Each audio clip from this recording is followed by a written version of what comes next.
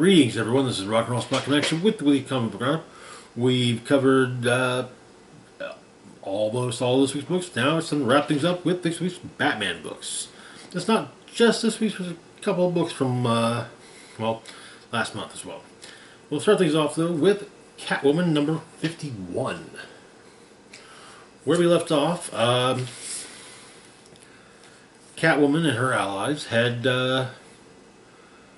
dealt a crippling blow to Punchline's EXO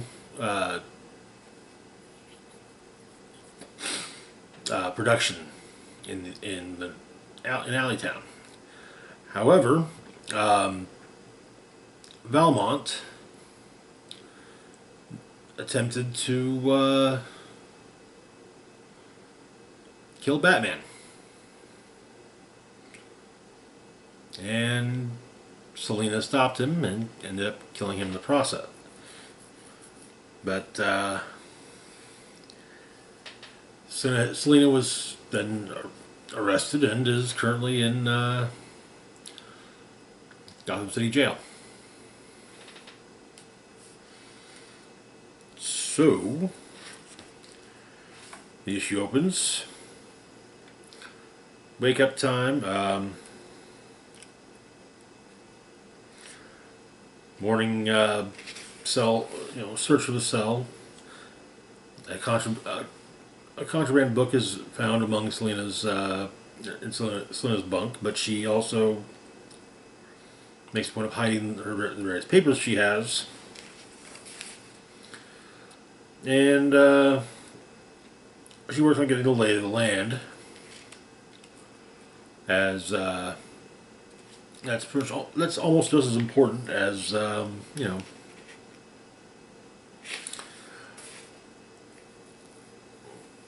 making a rep, is knowing who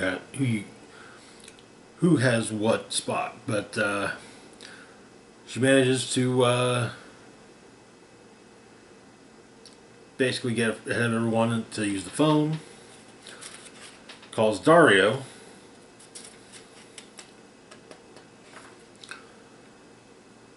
And leaves a message, which is passed along to Aiko.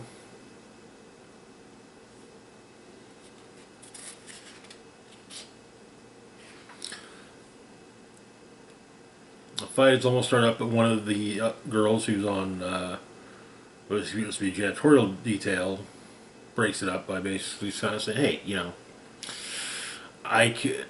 Seems that most of y'all only have one pair of socks. I don't think you want to give them." Making them wet. But later on in the library, turns out that Selina checks out a book. This is one she checked out previously. Explains about her third or fourth time in Gotham County. She started leaving herself gifts. Little way, just kind of carving out holes in books that weren't often checked out, and for example, a laser pointer, various other goodies. And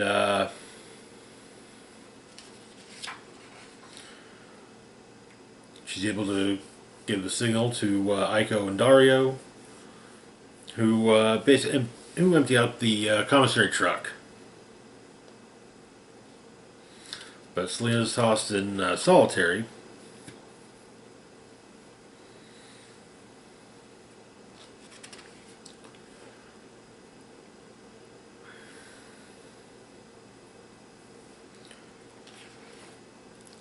But she manages to get out and sends through a message to Hoops.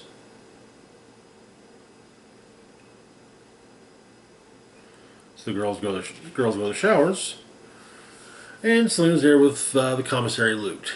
And I say, "Hey, help yourselves, everybody." Selina Marquise meet once again, and but their meeting is cut short as apparently Selina has an emergency visitor. It's a lawyer. woman by the name of Ventura Fremont. Though someone points out that she's rejecting counsel at the time, but Fremont states that she's not there about Selena. It's about her, herself. She refuses to let the truth rest.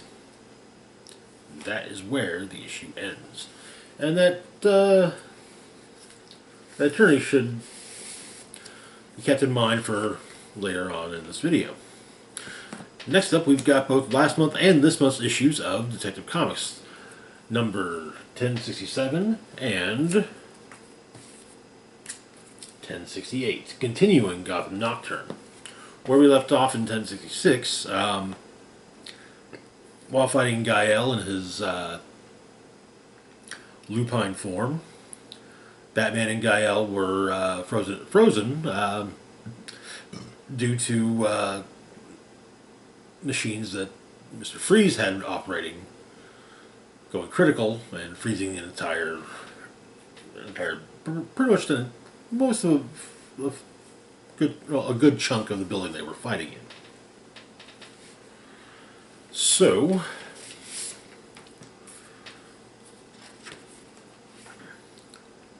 of course, Batman's suit has countermeasures for dealing with freeze, which trigger automatically.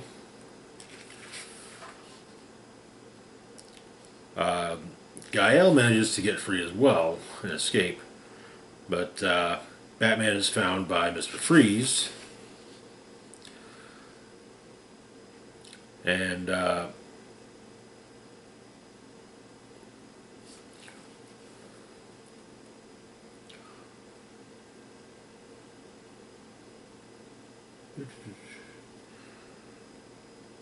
Orgum does a press conference in front of the construction site of that once was Arkham Asylum. While that's going on, Mr. Freeze is helping to prevent Batman from giving into hypothermia.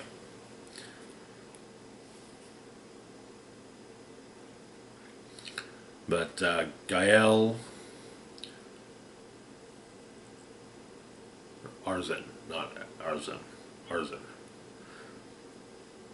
Gael, Shabad, and the others are given their tasks by Arzan, and it's all stated that they're to mask their faces. The Bat, after all, very nearly saw Gael's untransformed face. Batman and Mr. Freeze discussing mainly why Freeze helped Batman.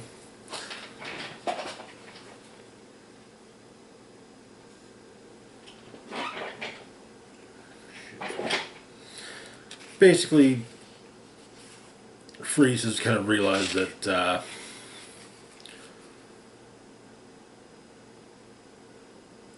Gotham is to Batman what Nora Freeze was to Mr. Freeze, and he basically, he also gives Batman an asthma, which is frozen, so he now knows it can't be frozen.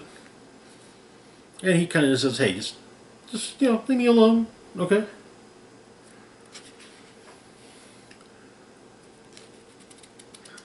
But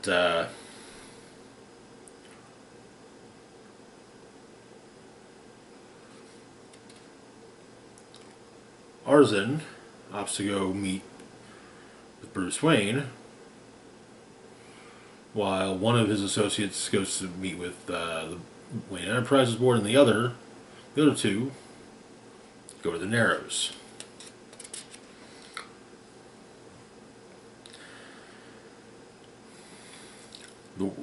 At Wayne Enterprises, the associate of Arzan's offers to buy the various housing projects in the Narrows owned by Wayne Enterprises. While, as they suddenly explode, and Gael and Arzan deal with the survivors, making a point to herd them as killing some and hurting others in specific ways. Hurting, not hurting. But the associate talking with the people from Wayne Enterprises puts on her own mask, which is covered in eyes, hypnotizes those she's speaking with, and basically says, hey, you're going to accept our offer.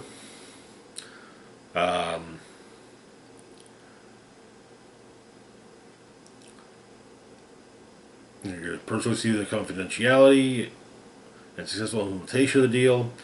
And a few weeks after the deal is concluded, they'll all take well-deserved vacations on yachts and hotels on island getaways, and there they will unalive themselves.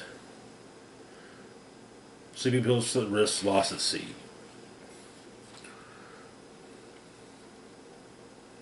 But while Bruce Wayne and Arzan are talking, Bruce gets a text from Jim Gordon telling him to turn on the news, and he sees what's going on in the Narrows, and so Bruce cuts short his visit with Arzan. In our backup story,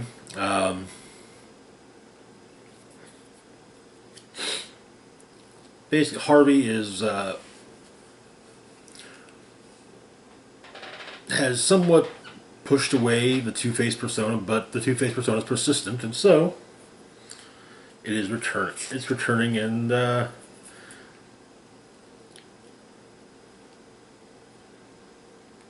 he ends up killing his the therapist, or well, at least getting rid of, making sure that she won't pop back up. She survives, but yeah.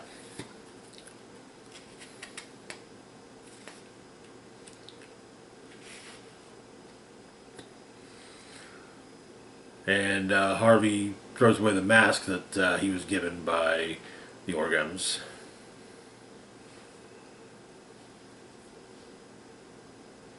As that ends. Well, that particular, which brings us to the end of 1067. So on to 1068.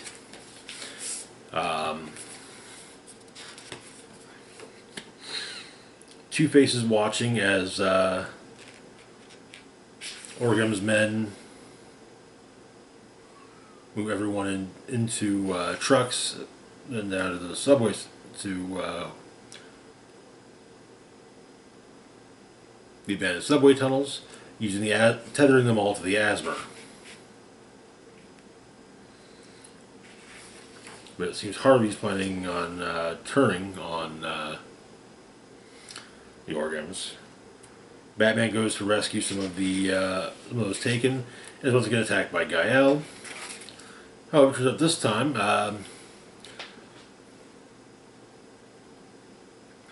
Batman's prepared. He's got silver inlay in his costume, which is rather debilitating to Gael, especially in werewolf form. But the other one attacks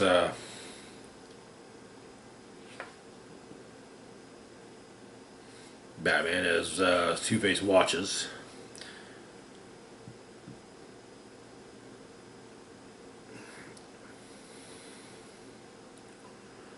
And Batman seemingly down for the count. Gael decides to tether Batman to the Asmer.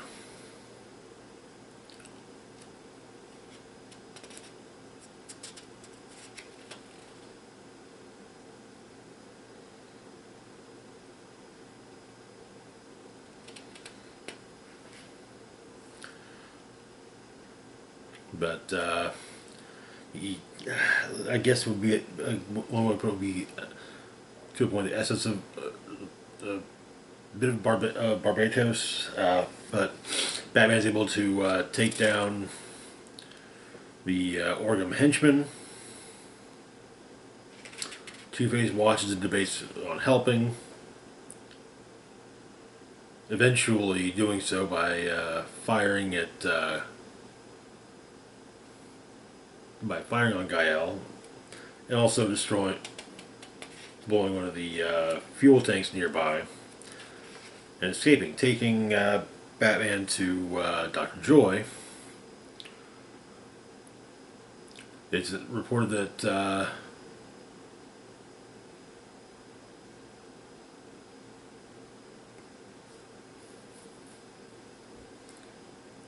a large portion of the residents of the burning buildings are unaccounted for. But yeah, like I said, Harley takes Batman to Dr. Joy, whom we last saw in Arkham City. However, the good doctor hasn't been in for a while. But Ten-Eyed Man's been keeping an eye on the place. We started a new backup story focusing on Jim Gordon. His young protege flies away and ends up running into Batman, who notes the wings on his back. But Gordon makes a point of saying, no, I'm not seeing someone else fall into this life. I'll take care of him. And that is where the issue ends. Gotham Doctor is definitely turning out to be an interesting tale, to say the least. Maybe not the easiest to keep track of on a monthly basis, but, well, one does what one can. Moving on to our next book, we've got Harley Quinn number 26. Where we left off, Harley, as well as Old Lady Harley, had pretty much brought a whole bunch of Harley variants to Earth Zero in an effort to making turn on the Harley who laughs. Well, those Harleys have basically gone on a crime spree. We've got a classic Harley, Arkham City Harley, a few others. Batwoman's trying to deal with one of them. Harley, Old Lady Harley, and Kevin are talking about what to do, but Kevin tries to be the voice of reason and responsibility and kind of tells Harley off.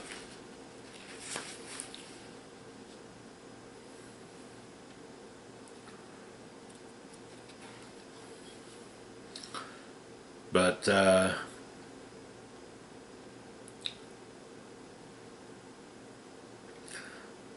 Batwoman shows up explaining that they need a plan.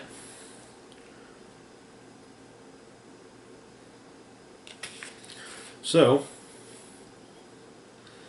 they're gonna wrangle up the rest of the Harleys, which they manage, and they get a little bit of help. Killer Frost, Grundy, a couple others. Batwoman, obviously, the cult that formed around Harley, and of course, Harley's pets, Bud, Lou, and the alien beastie thingy. But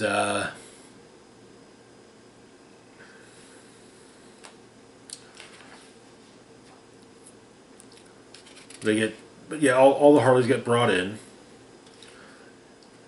kind of all in one place.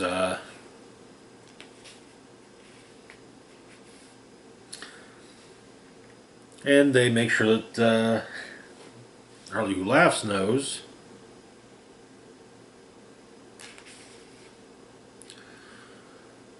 That said, it was mentioned that Harley does have help, but the one person she was hoping would show up to help didn't. Who was that one person, you might wonder? Ivy. Why didn't she show up? Not because she's doing her own thing in her own book, but rather because the Harley Who Laughs got her first. And that is where the issue ends. And this is also the next to last part of the Who Killed Harley Quinn story arc. issue following it, March's issue, will be a Dawn of DC related title, kind of setting up a new, potentially new-ish status quo for Harley. And we're moving on to our next book. We've got Punchline Gotham Game, numbers 3 and 4. So we missed last month's issue, number 3, but where we'd left off in issue 2, Punchline had fought with Aiko Hasegawa, who was disguised, so to speak, as Catwoman, and had gotten pretty banged up. And though it doesn't help that Batman prevented her from killing Punchline. And well, now we've got then there's the events of Catwoman number 50. But Punchline has taken the surviving members of the members of the Royal Flush Gang who are still with her to Professor Pig to get them stitched up.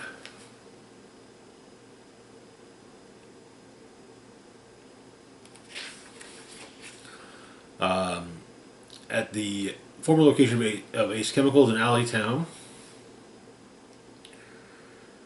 Ventura Fremont shows up, claiming to be from the Gotham City DA's office to speak with the hazmat people, wanting to know what truly happened there. That's the same Ventura Fremont that popped up to as an attorney for Selena Kyle. Elsewhere in Alleytown, well, it seems that Punchline is having hallucinations, likely because she's been in close proximity to, well, the drugs that she's been brewing, and not exactly taking precautions to not be affected by them. Which leads to her having a long conversation with the corpse before she cuts the corpse up. The Royal Flush Gang, the new Jack, is testing out his eye laser. But the former Jack, well, he gives the new Jack some grief, and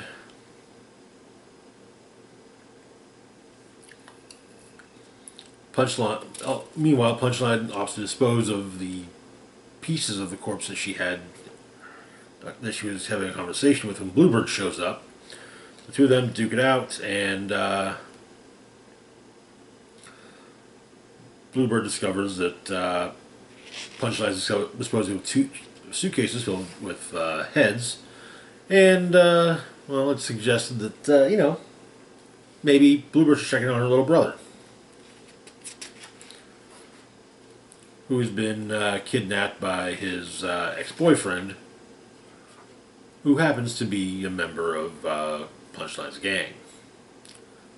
And that is where issue 3 ends. Which brings us to our last comic our last book for the week, Punchline: The Gotham Game, number 4. So,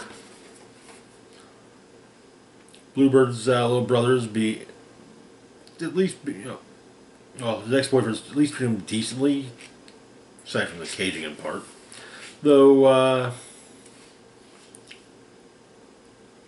Punchline's not too happy about that. Kind of a don't get too attached to prisoners.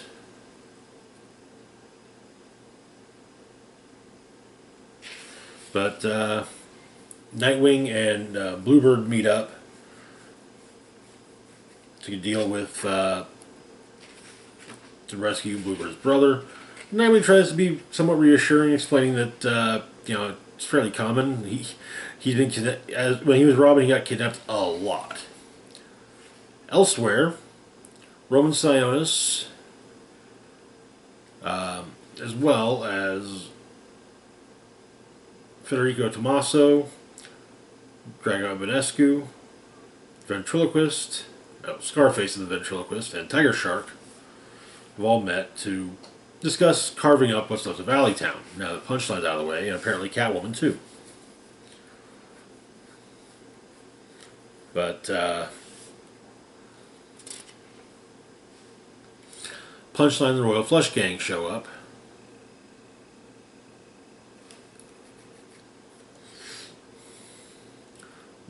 And back at Punchline's hideout, Bluebird and Nightwing make a plan, but they need a distraction, which is about the same time that Black Mask's goons show up.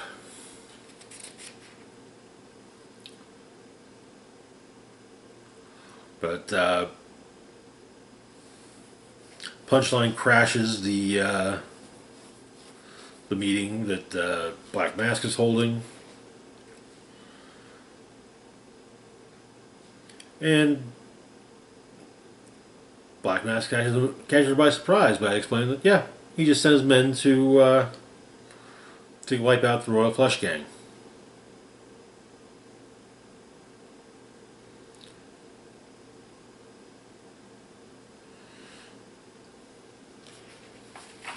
Of course, Black Mask is, as per usual, an absolute creep.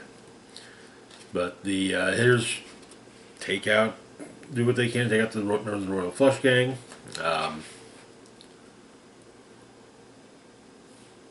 1-0 is shot up, but he initiates a contingency plan.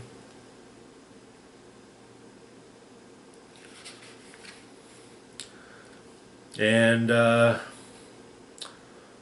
hearing everything that Black Mask has to say,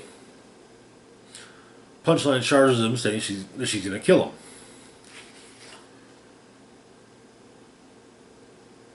We don't see what the contingency that was put into play by 1-0 did, but that's what the next issue's for. That is where the issue ends. And that is going to do it for this week's Roundup. As always, feel free to like, share, and subscribe. Links to my Facebook, Twitter, Patreon, and PayPal can be found in the description box down below. This is Rock and Roll Spock signing off, saying, live long and rock hard.